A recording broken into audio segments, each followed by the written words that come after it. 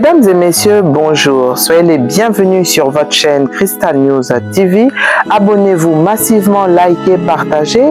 À vous les claviers, n'oubliez pas d'activer la cloche de notification afin de ne rien rater de toutes nos publications.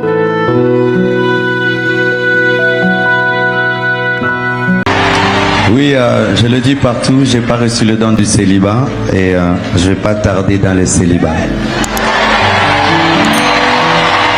Et vous avez la primeur au GA d'avoir ma confirmation. Dans ma vie prêche, et j'aimerais toujours prêcher par ma vie. Et des fois, dans l'église du Congo, on a des doctrines qui ne sont pas bibliques. Amen. Que Sokolinga qui motive ça à 5 ans.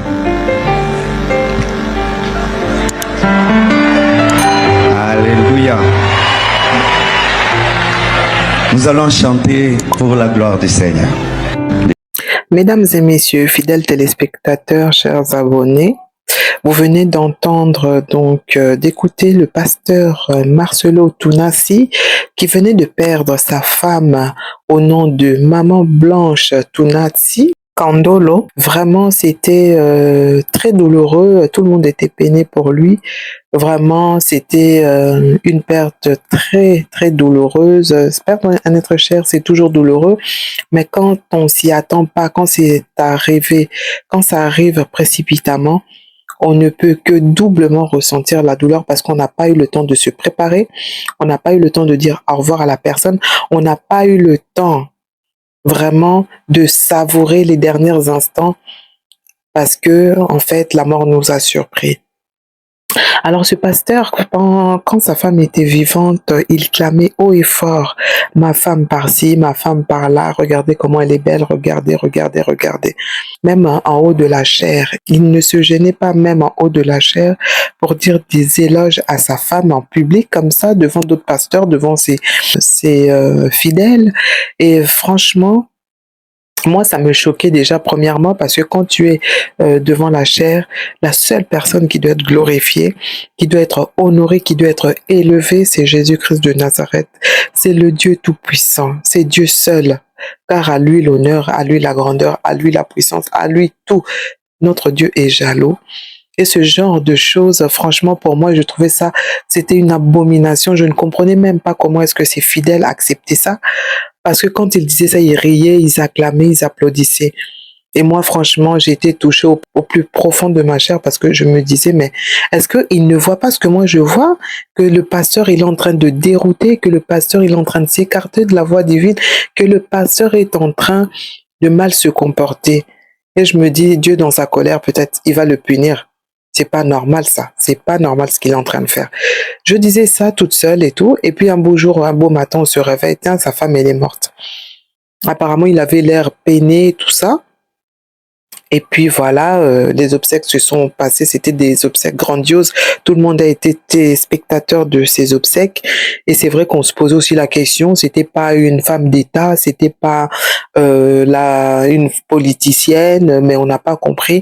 Ce jour-là, tout le gouvernement congolais s'était présenté, avait honoré sa mémoire, même jusqu'au président, en passant par l'Assemblée nationale, les députés, tout ça, en tout cas, les pasteurs, et j'en passe, les chantres et tout.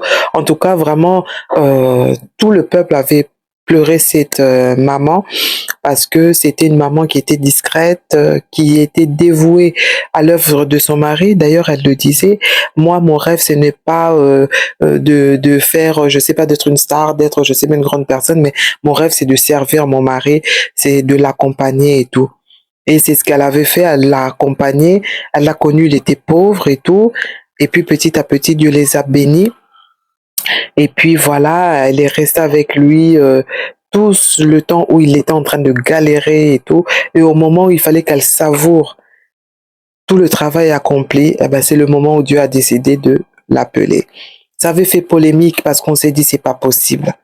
C'est pas possible. Elle était jeune, belle et tout, pleine de vie. Elle avait de la vie devant elle. Et puis, elle a laissé des enfants et un tout petit enfant, je crois 2 ans. Et vraiment, c'était triste qu'on s'est dit, c'est pas possible. Pourquoi ça? Pourquoi ça? Pourquoi ça? Le pasteur a été accusé de tous les noms.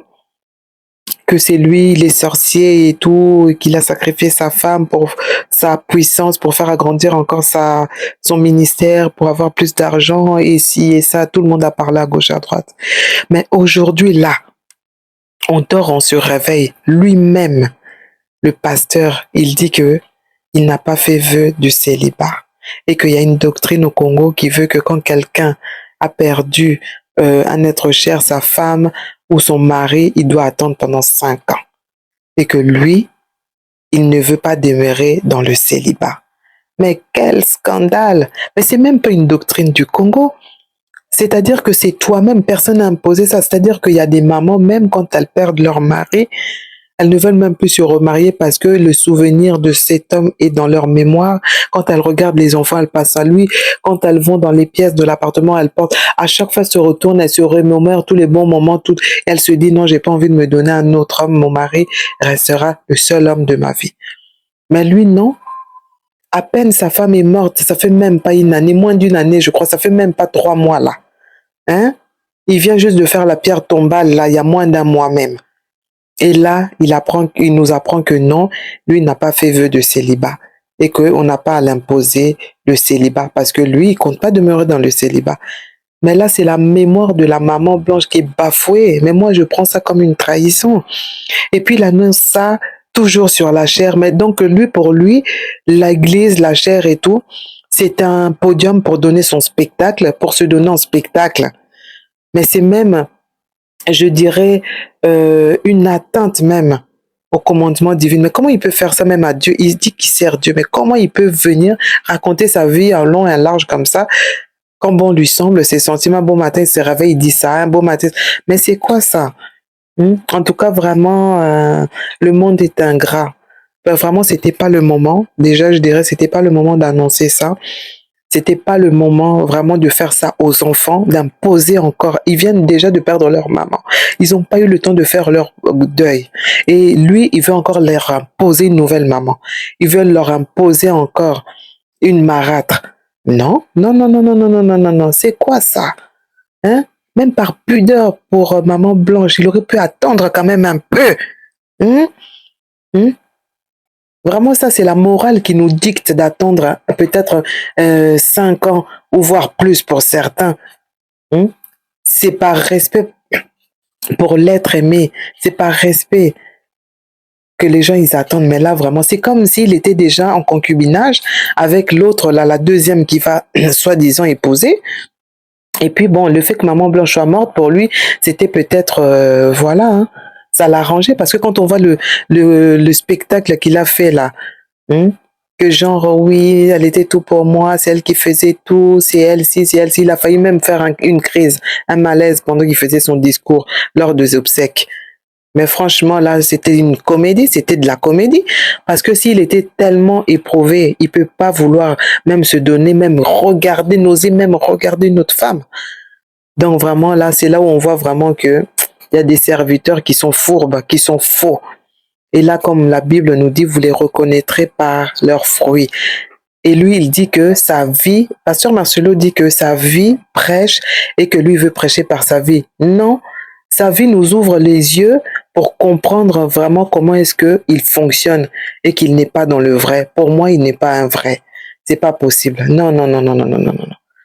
Comment est-ce qu'il peut faire ça? Comment il peut nous faire ça? Comment il peut faire ça à ses fidèles? Comment il peut faire ça à la famille de Maman Blanche? Comment il peut faire ça à ses propres enfants? Comment il peut bafouer la mémoire de Maman Blanche à ce point?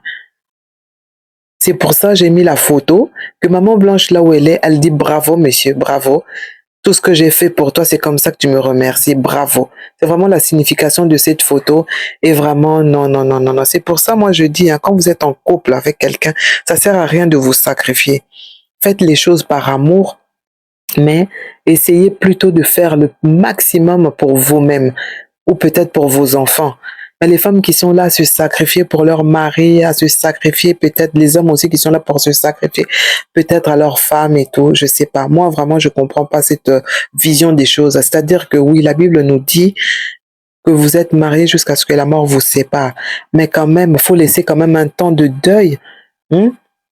Le cœur là, si ce cœur là, comme il disait, avait vraiment aimé Maman Blanche, est-ce qu'il a eu le temps de cicatriser en si peu de temps vraiment? Donc vraiment, je suis écœurée par ce que je viens d'entendre. Je suis dégoûtée par la personne.